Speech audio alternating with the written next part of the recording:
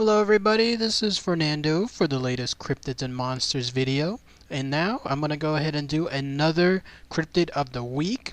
This one again just focusing solely on the random page within the cryptids.wikia.com website.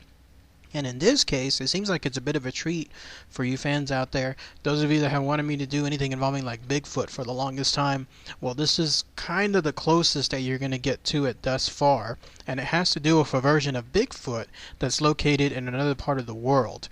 So anything involving, again, Bigfoot, if it happens to come across this random page, I'll definitely talk about it. Again, honoring the system that I have in place for this Cryptids of the Week. This one is the Vietnamese Bigfoot, and it goes by several names. The official name of it, and it's kind of hard to pronounce, but it's called the Nguoi Rung. It's spelled Nguoi and then Rung, and that is the official name, but it translates into forest people. And then others have mentioned another name with regards to it. It's also called the buffalo monkey. Others have called it also the big monkey. And yet there are even other names associated with it. So it has a large set of names with it as well. For the sake of this, I'm going to go ahead and call it the most, I guess, easy to pronounce name. And this is the Vietnamese Wildman, because it has to do with all the characteristics of a Bigfoot, but it's there in Vietnam. And it's a pretty well-known entity. I mean, this is a monster that's been there for a long time.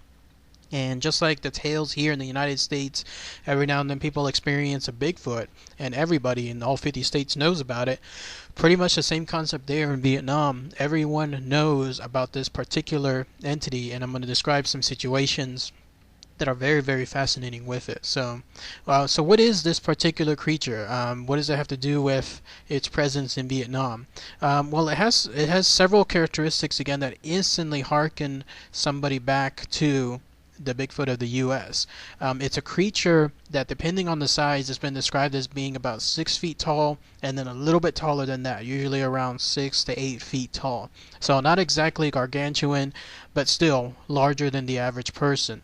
And much like the Bigfoot here in the U.S., it has been described as having long, shaggy hair. It's basically a humanoid creature. It stands on both legs. It has 2 arms. It has basically the body of a man. It walks in a forward motion just like humans do, except in some cases people have described it as being able to go into the trees. It lives in those trees, particularly in dense forest, and in Vietnam, with so much of the area filled with acres and acres and acres of forest, then it has a plentiful place to basically just live out its life and then just hide. People have mentioned that they've experienced there in Vietnam this particular creature by itself, and others have mentioned that they've seen it as a pack, as a group. So it goes to show that very reminiscent of the idea of anything involving the U.S. Bigfoot, how there could be a culture of these things somewhere in Vietnam living, and because of the idea again that there's so much uncharted territory, not obviously this is territory that's already been placed on a map, but in terms of actual human beings frequenting it, then that's when they can live in these areas and basically be untouched. So the Vietnamese Wildman, again, very, very reminiscent of the Bigfoot. Now, the most interesting part of everything that I read on this was that the prominent time period where people started encountering this creature has to do with the Vietnam War. And this is because there was a huge amount of battle obviously going on there in Vietnam. And so many people were in areas within those forests that normally would not have been occupied. So you had Americans traveling throughout certain parts of Vietnam that normally probably hadn't seen a human being in who knows how many hundreds of years, and then the same with the Vietnamese as well. And so there were stories about encounters, and the most notable one that I found was a story involving a patrol, an American patrol. It had to do with a 6-man patrol from the 101st Airborne Division's LRRPs. Somebody's going to have to mention about what that stands for, but there they were, essentially in a part of Vietnam. They were heading out. They were basically doing like a form of patrol. They were trying to make sure that they were getting from one part of the jungle to another. And when they were doing so, all of a sudden they started seeing about 15 feet uphill from them, the trees, the underbrush, the branches, the leaves, everything start to shake very violently. It's as if something massive was moving in and about that area. And whenever they saw this, they all prepared thinking that there was going to be a Vietnamese soldier that was going to come out, or probably a group of them all come out, and they all prepared themselves to do battle. And the last thing that they expected was a gigantic oblong head, and the way they described it was a head that was framed with hair, completely covered the entire, like, the usual face, the parts of a face that you would imagine a Bigfoot would, with hair. The hair was dark, the eyes were set back, and the most prominent feature was a brow, much like a Neanderthal, where the brow is very prominent, is protruding, it's massive. Again, just like if you think of the statues that there are museums of Neanderthals, same concept there. And they noticed that the creature also had heavy jowls right around the mouth, and its mouth was snarling right at them too. And so this particular creature, this was the last thing that they expected, but there it was, standing in front of them for all to see. And they also noticed that, interestingly enough, it had reddish brown hair, because another characteristic regarding this Vietnamese wildman is that it tends to have black hair, which is kind of different than the U.S. Bigfoot, because the U.S. Bigfoot seems to have more of a dark brownish type color. Here, it's the Vietnamese wildman in most cases has been described as having a jet black hair, but here in this case, with the Vietnamese patrol, the Americans, they found it to be actually a reddish brown hair, so that was interestingly enough.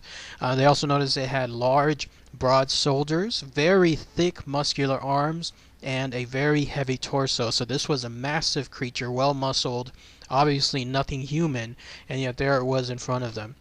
Some stories state that these group of soldiers actually fired at this creature, at the Vietnamese wildman, and they got hit. I mean, they hit the actual thing, they hit the monster, but it was able to escape, and when it did so, it left a massive set of footprints and trail of blood behind, but no body. So anything involving this creature, that was the only time a group of Americans were able to come across it, and that's one of the best encounters that I've read. And again, with regards to this Vietnamese wildman, there were so many experiences there during the Vietnam War that actual commanders of Vietnam decided that they wanted to try to see if they could bring one alive in on their own. There was a general by the name of Hoang Minh Thao, who was a commander of the northern forces of Vietnam, and he had heard so many tales about this creature that apparently he asked for a survey to be done of the northern region where they were at. They like the survey of a thing where a group of people get together and they slowly, like, they make a grid of a map, and then they slowly start picking off each grid, searching one grid, knocking it out, searching the next grid, knocking it out, until eventually the entire thing is accomplished, to try to see if they could find anything related to this creature. No luck, unfortunately. They were not able to locate anything as far as this Vietnamese wildman, but they did find a footprint, and one of the professors who had accompanied this trip, a guy by the name of Professor Vo Cui, I think that's how his name goes, he created a cast of the footprint, which you'll see a picture of here. And it was analyzed, it was studied, it was obviously found to have been a footprint much larger than your average human, and still too big to also be that of an average ape, because that's one of the things that apparently they were trying to rule out, to try to see if there was anything that they could say it was just science. If it was an ape, maybe an abnormally large ape, but no, nothing could be done in terms of that. Other footprints were eventually found as well, and those were studied and analyzed too, but again, no conclusive evidence as to what had created these, only that it's something else entirely different from anything human or ape related.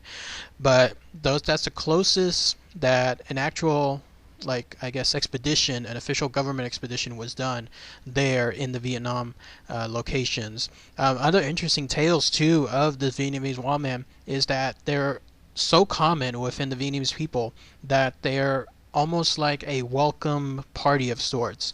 And there are stories and myths of people that know that they have these Vietnamese wildmen in and around their villages, and what they do is they accept them. I mean, they don't go out and attack them, they don't go out and hunt them, they just pretty much leave these Vietnamese wildmen alone, and in turn these wildmen leave them alone, to the point that it's almost like a, I guess the closest thing I could say is like a symbiotic relationship where we leave you alone, you leave us alone, and then we all just get along.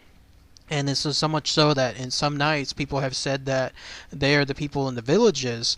They would go out, they would set a fire, they would eat beside the fire, and yet they would encounter these Vietnamese wildmen come into the village during that same period, sit next to the people there, and in some ways, I guess, eat together. I know it sounds strange, but apparently that's some of the stories that the Vietnamese people have stated have occurred with these wildmen, and so much so that these Vietnamese wildmen, they don't obviously speak English, and in turn the people there don't speak whatever language these creatures speak, but the wildmen have tried to communicate with them, albeit in an unintelligent manner, probably just the usual like couple of grunts or moans, the stuff that you would normally imagine like an ape or any other large beast would try to do.